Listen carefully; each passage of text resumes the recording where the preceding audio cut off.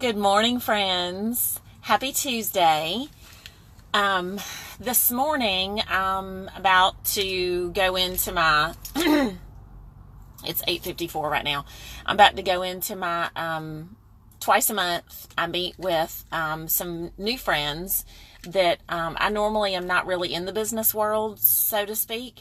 But Send Out Cards has created a little space for me to sort of be in the business world, kind of, not really. But I'm the only stay-at-home mom in this little networking group that I go to. It's twice a month.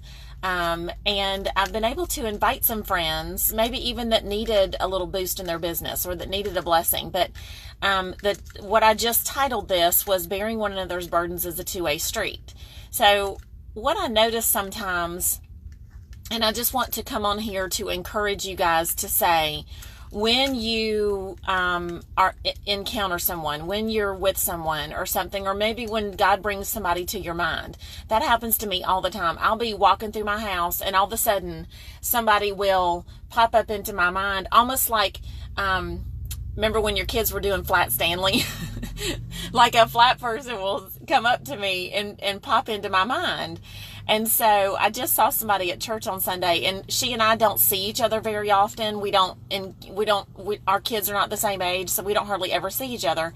But I told her the other day, I said, I was just sitting there in the shower, just, hurriedly getting everything done so that I could hurry up and go to bed, and the Lord just popped you into my mind. And so I just prayed for you real quick. I don't know or care that, I do care that anything's going on, but people don't have to tell me what their burdens are necessarily. God knows what their burdens are. But it's also a two-way street. Don't be afraid to answer someone when they ask, how are you doing? Now, let me just say, sometimes they don't care. But you already know, you have that discernment in your heart. If you are a born again Christian and you are saved, you have the Holy Spirit living inside of you. He has given you that little thing inside of you, the Holy Spirit telling you whether somebody gives a flying flip or not. And when somebody comes up to you and touches you and looks at you and says, how are you doing? You can say, now, if you're not in a setting, like if you're in a hurry and y'all are all headed into service or whatever, it's not a good time to really go into the nitty gritty.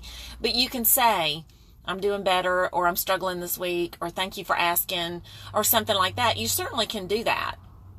So bearing one another's burdens it needs to be a two-way street. You can share with someone and know that person is truly going to pray for you.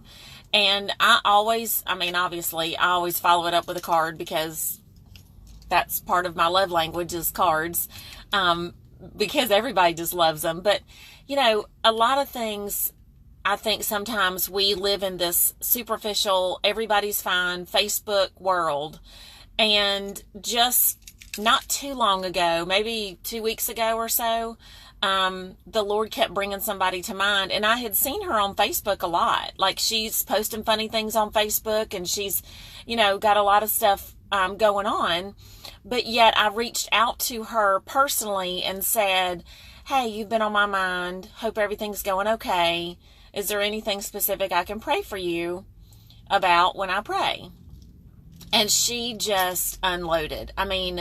Lots of really big stuff was going on in her life. And all it took was somebody to care enough to stop and ask and say, hey, how can I pray for you? So how can I pray for you is a really good sort of way to just, truly care.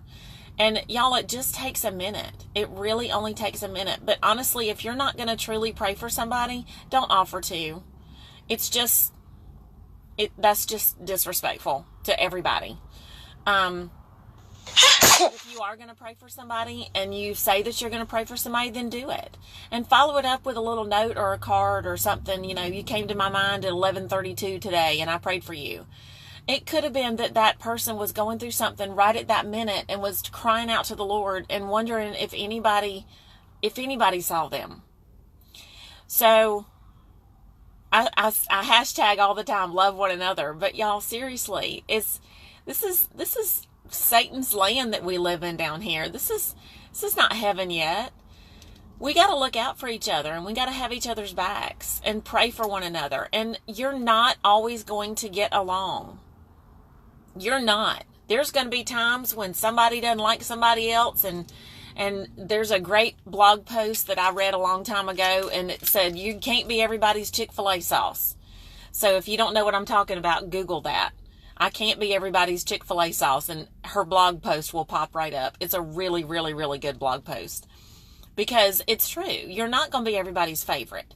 And you're not going to be able to solve everybody's issues. You know, I mean, my stars, you talk as much as I do, you're going to get on somebody's nerves. And I'm not everybody's flavor. That's okay. I'm enough people's flavor that I've surrounded myself with my tribe. I preach about that all the time. Cultivate your tribe, especially if you're an all-boy mom.